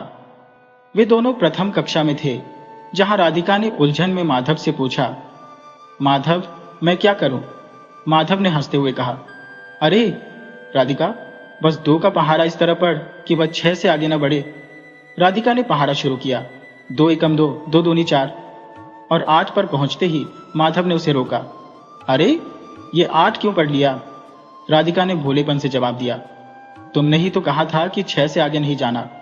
इस पर माधव ने मुस्कुराते हुए कहा, 6 पर रुकना था, फिर दाईं ओर 3 लिखना था और नीचे 6। अब 6 में से 6 गया तो क्या बचा? राधिका ने तुरंत कहा। 0। माधव ने उसकी प्रशंसा करते हुए कहा, शाबाश, ऐसे ही बाकी सवाल करने हैं, और अगर समझ ना आए तो मेरे घर आ जाना, मैं सारा गृह कार्य समझा दूंगा। दोनों घर की ओर चल दिए। राधिका उम्र में माधव से 1 साल बड़ी थी, परंतु माधव हमेशा खुद को बड़ा समझता था। गोविंदपुर की उस सरकारी पाठशाला में सभी विद्यार्थी जमीन पर बैठकर पढ़ते थे। यहाँ अंग्रेजी स्कूलों जैसी कुर्सियां और मेजें नहीं थी, बल्कि प्राकृतिक परिवेश में अनेक वृक्षों से घिरे हुए बच्चे पढ़ाई करते थे। इन वृक्षों के नाम और उनकी पत्तियों की पहचान करना बच्चों को अच्छी तरह आता था, और वे नाम देखकर ही पहचान लेते थे कि कौन सा पेड़ कौन सा है। शहरी बच्चे शायद ही आम के पेड़ को असलियत में देख पाते हो, क्योंकि उनके लिए आम का पेड़ किताबों में एक तस्वीर मात्र होता है। लेकिन राधिका और माधव के घर पास पास थे, और ये दोनों बचपन के अभिन्न साथी थे। माधव का जन्म ठाकुर परिवार में हुआ था, वहीं राधिका जाटव जाति से थी। माधव का रंग सांवला था, जबकि राधिका का रंग गोरा था। बचपन से ही दोनों का साथ कुछ ऐसा था कि उनके दोस्त बनने का एक विशेष क्षण बताना कठिन है, जैसे वे सदा से साथ थे। एक दिन दोनों स्कूल के रास्ते में थे और सड़क पर बारिश का पानी भरा था। पानी देखकर राधिका ने फिर सवाल किया, माधव, अब मैं क्या करूं? अगर पानी में से जाऊंगी तो जूते मोजे भीग जाएंगे और फिर पूरे दिन ऐसे ही रहना पड़ेगा। माधव मुस्कुराते हुए बोला, अरे, इसमें क्या करना है? जूते मोजे उतारकर हाथ में पकड़ ले और रामाश्रय चाचा के घर के बाहर वाले नल पर पैर धो लेना, फिर जूते मोजे पहन लेना, इससे वे गंदे भी नहीं होंगे। राधिका ने वही किया और समस्या सुलझ गई। राधिका के लिए जैसे हर समस्या का समाधान माधव ही था। चोट लगने पर या किसी उलझन में उसकी जुबान पर एक ही सवाल होता, माधव, मैं क्या करूं? समय बीतता गया और राधिका बड़ी हो गई। अब घर के काम भी सीखने लगी थी। एक बार जब वह रोटी बना रही थी तो रोटी तवे पर जलकर चिपक गई। उसने अपनी आदत से मजबूर होकर फिर से कहा, माधव, अब मैं क्या करूं? तभी उसकी मां ने आंगन से ही उसे टोका, अरे, रोटी बनाना भी माधव से ही सीखेगी क्या? जल गई रोटी उतार कर गाय को दे दे और तवा खुरच कर दूसरी रोटी सेक ले। गांव में 8वीं कक्षा तक ही स्कूल था, इसलिए माधव पढ़ाई के लिए शहर चला गया, जहां वह अपने मामा के घर रहने लगा। राधिका की पढ़ाई 8वीं कक्षा के बाद समाप्त हो गई और अब उसे घर के कामकाज और परिवार की देखरेख की शिक्षा दी जा रही थी। जब कभी माधव छुट्टियों में गांव आता तो दोनों अपने खाली पल साथ बिताते। एक बार जब वो पेड़ से कूद रही थी तो उसकी हवाई चप्पल टूट गई। हाथ में टूटी चप्पल पकड़े राधिका ने फिर वही सवाल किया, माधव, अब मैं क्या करूं? वे दोनों माधव के मामा जी के आम के बाग में आम खाने आए थे, जहां उन्हें कभी किसी ने रोकने की जरूरत महसूस नहीं की थी। ठाकुर साहब के इकलौते भांजे होने के कारण माधव को बाग में पूरी आजादी थी। ठाकुर साहब, जो इस छोटे से आम के बाग और थोड़ी सी खेती के मालिक थे, ने अपनी जमीन को पट्टे पर दे रखा था। उनकी बहन और उनके बेटे माधव से उन्हें गहरा स्नेह था। उनकी अपनी 2 बेटियां थी, जो उम्र में माधव से बड़ी थी और उसे सगे भाई जैसा मानती थी। माधव के पिता के निधन के बाद वह अपने बड़े मामा के साथ रहने लगा था। छोटे मामा शहर में कामकाज करते थे और खेती से दूर थे, इसलिए अपनी जमीन भी उन्होंने किराए पर दे रखी थी। माधव ने राधिका की टूटी चप्पल को ध्यान से देखा और कहा, ठहर, इसे ठीक करता हूं। बिना चप्पल के पैरों में कांटे चुभ सकते थे, जो उन्हें घायल कर देते। माधव ने अपनी जेब से रुमाल निकाला, उसे चप्पल के तले में एक छेद में डाला और एक सिरा ऊपर बांध दिया, जबकि दूसरा सिरा तले के साथ कसकर गांठ दी। मुस्कुराते हुए बोला, लो, अब काम चलाओ चप्पल बन गई तुम्हारी। राधिका ने हंसते हुए कहा, वाह माधव, तू तो शहर जाकर बड़ा सयाना हो गया है। माधव मुस्कुराते हुए बोला, अरे चल झूठी, मैं तो हमेशा से ही समझदार था। तू ही है जो हर बात पर माधव मैं क्या करूं, कराग अलापति रहती है। ये सुनकर दोनों हंस पड़े। कुछ दिनों बाद माधव अपनी छुट्टियां बिताकर फिर से पढ़ाई के लिए शहर लौट गया। इस बार राधिका का विवाह नजदीकी गांव के एक संपन्न परिवार के सबसे बड़े बेटे के साथ तय कर दिया गया था।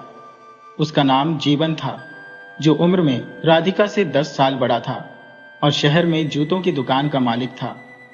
उसकी अच्छी आमदनी के चलते परिवार की जिम्मेदारी भी उसी के कंधों पर थी। उसके पिता का देहांत हो चुका था, बहन का विवाह हो गया था और 3 भाइयों में से 2 भाई उसकी मदद करते थे। सबसे छोटा भाई अपनी मां के साथ गांव में रहता था। जीवन ने अपनी बहन का विवाह बड़े दहेज के साथ किया था और उसकी मां यह बात राधिका के परिवार को बताना नहीं भूली जब वह राधिका को देखने आई। अगले वर्ष माधव जब गांव लौटा तो राधिका ने वही सवाल दोहराया, माधव तू ही बता, मैं क्या करूं? माधव ने जवाब दिया, अरे राधिका, तेरे माता पिता ने जो रिश्ता चुना है यकीनन वे तेरी भलाई ही चाहते होंगे। हमें अपने माता पिता पर भरोसा रखना चाहिए। तू उनकी बात मानकर शादी कर ले। आखिर हर लड़की को एक दिन ससुराल जाना ही पड़ता है। राधिका ने फिर मुस्कुराते हुए पूछा, अच्छा तो तू कब शादी करेगा?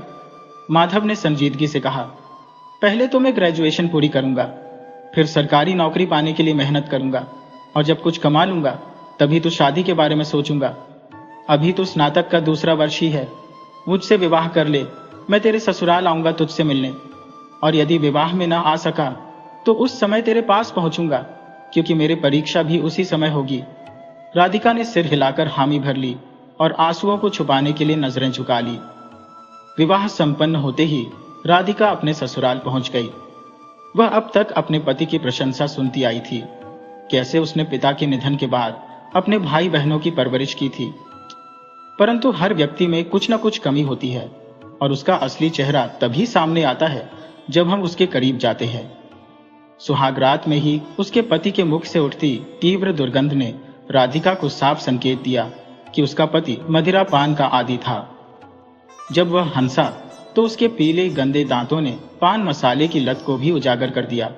माधव, जो सदैव सुगंधित इत्र लगाकर सलीके से संवरता था, जिसके हंसते ही उसके मोती जैसे दांत चमकते थे, उसकी छवि से यह सर्वथा विपरीत था। वही राम खेलावन के शरीर से हर वक्त शराब की दुर्गंध और पान मसाले से सड़े दांतों का नजारा राधिका के सामने एक भयावह भविष्य की तस्वीर खींच रहा था, जैसे अंधकार ने उसके जीवन को घेर लिया हो। अपनी प्यास बुझाकर वो मुंह फेर कर सो गया। अगले ही दिन से जब राधिका की मेहंदी का रंग भी फीका नहीं पड़ा था, उसकी सास ने उसे पूरे घर के काम में झोंक दिया। अपनी बीमारी और उम्र का बहाना देकर सास ने राधिका के कंधों पर घर का पूरा भार डाल दिया। राधिका बिना किसी शिकायत के एक मशीनी लय में काम करती रही, मानो उसके भीतर से जीवन का कोई अंश ही शेष न रहा हो। कोई भी कुछ कहता, वह बिना प्रतिवाद किए सिर्फ आदेश का पालन करती रहती थी। लेकिन ऐसी कठिनाई में भी माधव की याद उसके मन में अटूट थी। जब कभी उससे कोई चूक होती तो वो फुसफुसाकर कहती, माधव मैं क्या करूं? राधिका की सास ताना मारते हुए कहती, माधव को बुला ले ऊपर से, वही तुझे गुण सिखाएगा। तेरी माँ ने कुछ सिखाया है भी या नहीं? राधिका का पति कभी शहर में काम करता तो कभी गांव में आकर आराम फरमाता।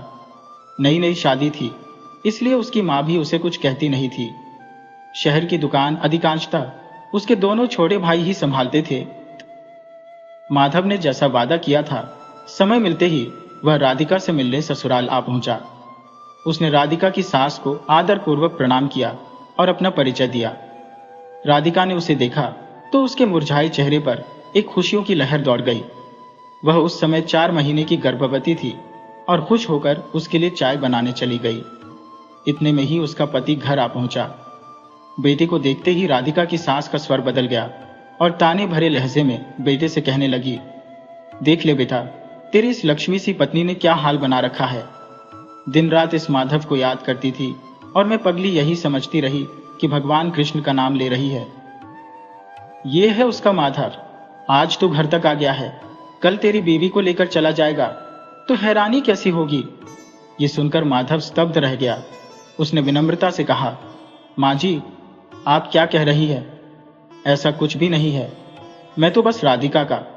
माधव ने अपनी मजबूरी का इजहार करते हुए कहा, मुझे अफसोस है कि शादी में नहीं आ सका, इसलिए उपहार देने आया हूँ। राधिका के चरित्र पर मैं शपथ लेकर कह सकता हूँ कि उसमें कोई खोट नहीं है, हमारे बीच कोई अनुचित संबंध नहीं है। तभी राधिका के पति ने गुस्से में कहा, तो तू ही है माधव, जिसका नाम ये दिन रात लिया करती है। अगर खुद की भलाई चाहता है तो यहां से निकल जा। कहते हुए उसने माधव के बालों को पकड़कर झटका दिया, जो नशे में था। माधव ने खुद को छुड़ाते हुए कहा, यदि मुझे पता होता कि मेरे आने से ऐसा बवाल होगा तो मैं कभी नहीं आता। कृपया मुझे माफ कर दीजिए। राधिका, जिसकी आंखें अश्रुओं से भर आई थी, बस इतना ही कह सकी, माधव, मैं क्या करूं? उसकी सास ने ताना मारते हुए कहा, हाय राम, अपने यार से पूछ रही है कि क्या करना चाहिए? अब गांव भर में हमारी क्या इज्जत रह जाएगी? गुस्से में पति ने कहा, अब ये माधव माधव पुकारना बंद कर और ये रोना धोना छोड़ दे। क्या तुझे इतनी समझ नहीं कि यही तेरा परिवार है, यही तेरा कर्तव्य है? राधिका ने धीमे से सिर हिलाते हुए हामी भर दी। माधव बिना कोई और बात कहे वहां से चला गया और राधिका ने तब तक उसे जाते देखा जब तक वो उसकी नजरों से ओझल नहीं हो गया। पति ने राधिका को अंदर खींचते हुए कहा, चल, तुझे सब समझाता हूं। माधव ने एक बार भी पीछे मुड़कर नहीं देखा, मानो वह पहले ही ओझल हो गया हो। उसके भीतर एक विचार उमड़ रहा था, यदि उसे पहले ही यह आभास होता तो वह यहां कभी कदम न रखता। उसे तो कल्पना भी नहीं थी कि उसके आने से ऐसा कोई बड़ा बखेड़ा खड़ा हो जाएगा। माधव बिना कुछ कहे मौन साधे शहर लौट गया। राधिका के लिए उस दिन से जो विशेष आवभगत का सिलसिला आरंभ हुआ, वह अब नित्य का नियम बन गया। राधिका को कभी मूर्ख तो कभी चरित्रहीन, कभी अज्ञानी और कभी पागल करार दिया गया। लोग उसकी खिल्ली उड़ाने में कोई कसर नहीं छोड़ते, परंतु माधव की यादें उसकी जुबान से दूर नहीं जा सकी। उसकी सास, जो माधव के नाम का अर्थ उसकी जुबान पर लाती थी, जैसे ही किसी बात का इल्म होता, अपनी बहू पर अपशब्दों की वर्षा करने लगती। पति भी इस कदर रुष्ट होता कि राधिका पर ताने कसता, मानो वो उसकी दोषी हो। कृष्ण का पर्यायवाची शब्द माधव अब उनकी शब्दावली से मिट चुका था। अब माधव का बस एक ही मतलब था, राधिका का यार। इस दौरान राधिका 2 बच्चों की मां बन चुकी थी। समय अपनी रफ्तार से गुजर रहा था। जैसे जैसे बच्चे बड़े होते गए, अपने पिता और दादी से वही कटु शब्द सुनते और बिना समझे बूझे उन्हें दोहराने लगे। राधिका की दृष्टि में वह स्वयं एक निरीह प्राणी थी, जबकि दूसरों की निगाह में एक अदूरदर्शी स्त्री मात्र। उसके पति और ससुराल वाले उसे कभी समझ ही नहीं सके, मानो वह बोझ हो जिसे विवश होकर वहन करना पड़ रहा हो। अगर कोई और होता तो उसे कब का घर से बाहर कर देता। यह कहने से वे पीछे नहीं हटते। राधिका बिना कोई शिकवा किए अपने कर्तव्यों का पालन करती रही। बच्चों पर कभी हाथ ना उठाया और न कभी कठोरता दिखाई। विवाह के कुछ वर्ष पश्चात उसकी मां का निधन हो गया और तब से राधिका ने मायके की ओर कदम नहीं रखा। पति के दोनों भाई अब शहर में बस चुके थे और सबसे छोटा भाई सब्जी की ठेली लगाने लगा था। राम खेलावन मां की देखभाल के लिए गांव में ही रुक गया, जहां उसने खेतों में मजदूरी की और ईंट के भट्टों पर काम किया। धीरे धीरे उसे मनरेगा के तहत सरकारी काम भी मिलने लगा, जिससे उसकी आमदनी ठीक ठाक हो गई। इसी बीच गांव की एक विधवा से राम खेलावन को प्रेम हो गया और उसने उसे अपने घर में जगह दे दी। अब राम खेलावन को राधिका की जरूरत नहीं रही। विधवा जवान और सुंदर थी और राम खेलावन को अपने वश में करने के सारे गुण जानती थी। राधिका ने कभी विरोध नहीं किया, बस अपने दायित्व निभाती रही, मानो वह एक मशीन हो। फिर भी एक दिन आधी रात को राम खेलावन ने उसे बेरहमी से पीटकर घर से निकाल दिया। राधिका के रोते रोते मुंह से एक ही बात निकलती रही, माधव, मैं क्या करूं? यह जुमला वो बार बार दोहराती रही, जिसने उसके जीवन को उलझन और संताप से भर दिया था। परंतु यदि माधव कभी उससे न मिला होता या वह उस जुमले का सहारा न लेती, तो क्या उसका जीवन सुखमय हो सकता था? क्या उस पर कोई दयालुता दिखाता? राधिका बेबस होकर गांव दर गांव भटकती रही। कभी किसी ने कुछ दे दिया तो खा लिया, अन्यथा पानी पीकर दिन काट दिए। पैरों की डालियां पकड़े वह बचपन की तरह झूमती, ठोकर खाती, गिरती, पर मुस्कुराती और कहती, माधव, मैं क्या करूं? यही उसका सहारा था और इसी के साथ वह एक फकीर की भांति जीवन को जीती रही। हमारे देश की जीवनदायिनी नदियां ऐसे फकीरों को मुफ्त में जल प्रदान करती ही हैं, और वही जल उसके अस्तित्व को साधे हुए था। गांव के नन्हे बच्चे कभी राधिका पर पत्थर उछालते, कभी उसका मजाक उड़ाते हुए उसके पीछे चलते। वहां उनके संग हंसती, उछलती कूदती, पर फिर अचानक उसका चेहरा उदासी में डूब जाता और वह अपना वही पुराना जुमला दोहराने लगती, माधव मैं क्या करूं। महीनों की पैदल यात्रा के बाद वह एक छोटे से गांव महेवा में जा पहुंची, जो जमुना नदी के किनारे बसा था। गांव के डाकखाने में बड़े बाबू अपने कमरे में दिन भर का काम समेट रहे थे, जब बाहर की हलचल ने उनका ध्यान खींचा। उन्होंने अपने चपरासी हरिया से पूछा, बाहर क्या हो रहा है? हरिया ने कहा, बड़े बाबू, एक पगली न जाने कहां से आई है। बच्चे उसका मजाक उड़ा रहे हैं और उस पर पत्थर फेंक रहे हैं। बेचारी को एक पत्थर लग भी गया है। कुछ लोग बच्चों को डांटकर भगा रहे हैं। बड़े बाबू ने कहा, अच्छा, बच्चों की शरारत का कोई ठिकाना नहीं। उस औरत का नाम मालूम हुआ?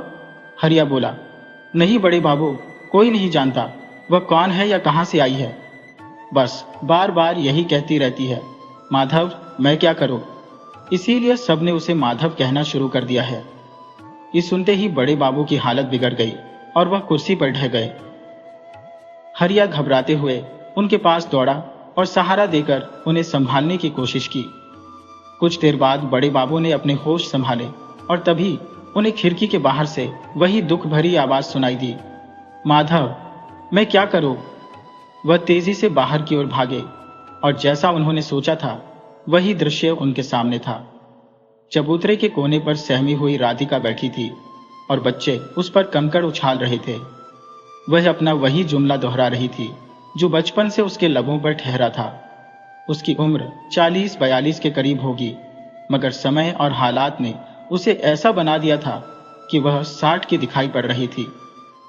बच्चों को वहां से भगाकर बड़े बाबू, जिन्हें अब सब माधव कहने लगे थे, राधिका के पास पहुंचे। बड़े बाबू और कोई नहीं बल्कि स्वयं माधव ही थे। राधिका ने उसे तुरंत पहचान लिया और होन से सने चेहरे पर हल्की सी मुस्कान बिखर गई। बोली, माधव मैं क्या करूं। बड़े बाबू यानी माधव ने भर्राई आवाज में कहा, राधिका ये क्या हाल बना रखा है, चल मेरे साथ। हे भगवान, इस मासूम से ऐसी कौन सी गलती हुई थी जिसकी इतनी सख्त सजा दी गई।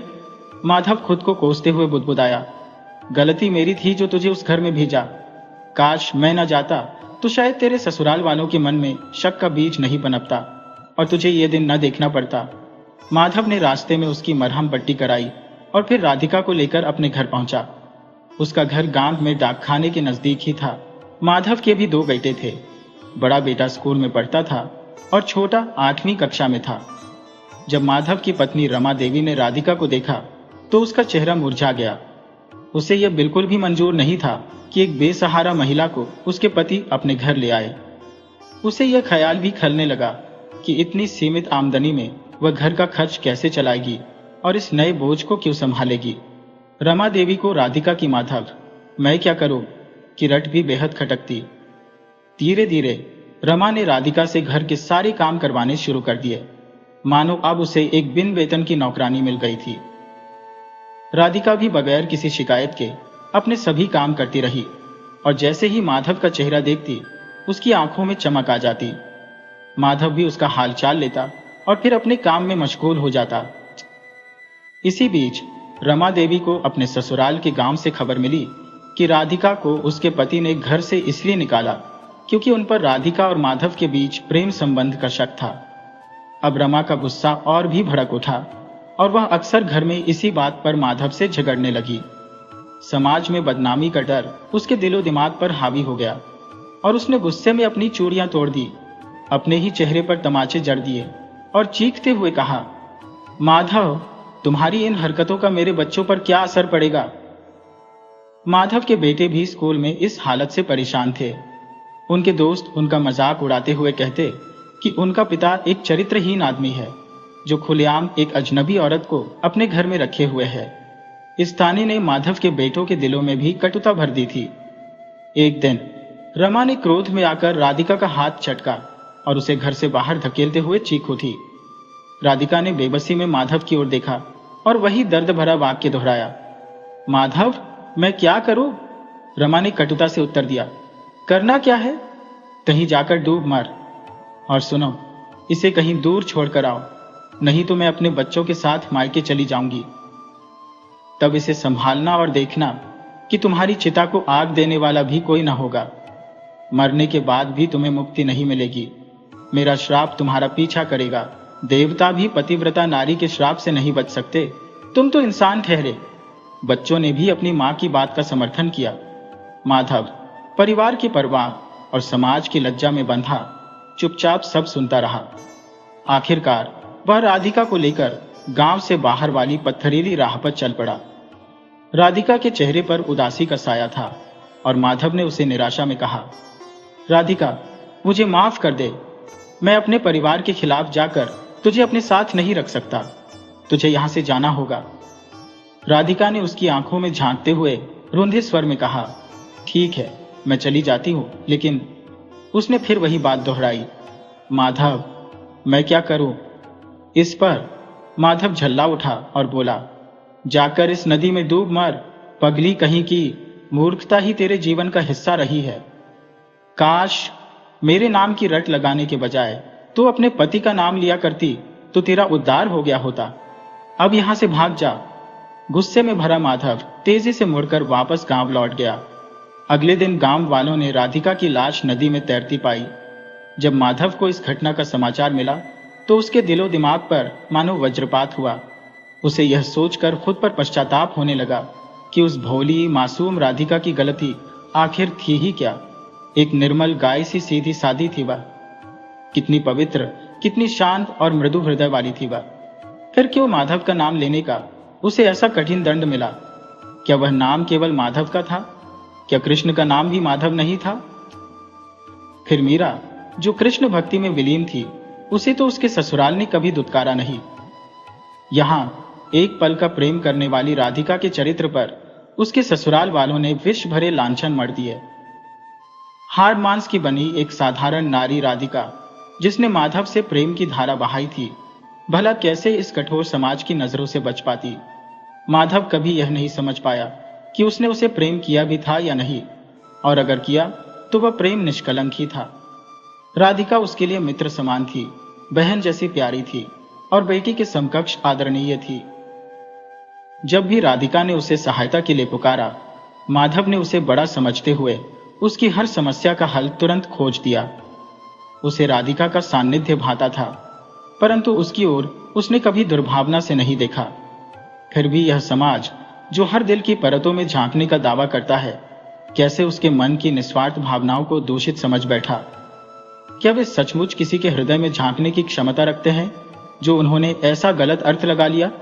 माधव को आत्मग्लानि से मन जलने लगा। अपनों की अवहेलना से बचने की चाह में वह राधिका की अंतिम यात्रा में भी सम्मिलित नहीं हुआ। उसकी देह रीति रिवाजों संग अग्नि को समर्पित कर दी गई। इस विचार में डूबा माधव अब भी सोचता है कि यदि वह राधिका के ससुराल न गया होता तो शायद यह त्रासदी टल सकती थी। अपनी उसी गलती के बोझ तले पिसता माधव अब न भोजन ग्रहण कर पाता था, न ही ऑफिस में अपना काम ठीक से कर पाता। उसकी उदासी और लाचारी के कारण अधिकारी उससे रुष्ट रहने लगे और कुछ जलन रखने वालों ने उसकी शिकायतें उच्चाधिकारियों तक पहुंचाई। अंततः उसे नौकरी से निलंबित कर दिया गया। माधव की पत्नी ने ताने देकर उसके दिल पर वार किया। कहने लगी, क्यों नहीं तुम अपनी प्रेमिका के साथ कहीं डूब कर मर जाते? कम से कम इससे सरकार तुम्हारी नौकरी मेरे बेटे को दे देगी और मेरे बुढ़ापे का सहारा हो जाएगा। अगर नौकरी भी चली गई तो हम कहां जाएंगे? जिस दिन माधव को दोबारा नौकरी मिली, उसके 2 दिन बाद ही उसकी लाश उसी नदी में तैरती मिली। वह अपने अपराध बोध के बोझ तले घुटता रहा और अंततः अपने पुत्र के लिए नौकरी की स्थिरता सुनिश्चित कर खुद को इस दुनिया से मुक्त कर गया। शायद वह अब उस जगत में जा पहुंचा जहां बेबी राधिका के साथ कोई उनके रिश्ते पर सवाल उठाने वाला नहीं होगा। वहां माधव अब राधिका का हमेशा के लिए ख्याल रख सकता था। गांव के लोगों ने उनके असीम प्रेम की स्मृति में नदी किनारे एक राधा माधव का मंदिर बनवाया, जो धीरे धीरे दूर दूर के गांवों से भक्तों के लिए श्रद्धा का केंद्र बन गया। रामा देवी अब रुक्मिणी देवी के नाम से पहचानी जाने लगी। जैसे कृष्ण और राधा ने युगों तक जन्म लिया परंतु कभी एक नहीं हो सके, वैसे ही यह प्रेम कहानी भी कालजयी बन गई। यह भी कृष्ण की कोई दिव्य लीला ही प्रतीत होती है, जहां माधव और राधिका की प्रतिमाएं नहीं बल्कि कृष्ण राधा की मूर्तियां स्थापित की गईं। जो पुत्र कभी अपने पिता से लज्जित थे वे अब उन्हें सम्मानित शब्दों से पुकारने लगे। ये कहानी राधा कृष्ण की महाकथा के समान अमर हो गई और रुक्मिणी देवी, जिन्हें समाज ने जीते जी रिश्ते पर कलंक का टीका लगाया था, स्वयं को इस पवित्रता से धन्य मानने लगी। मंदिर के बाहर एक पत्थर पर आज भी शब्द अंकित है, माधव मैं क्या करूं।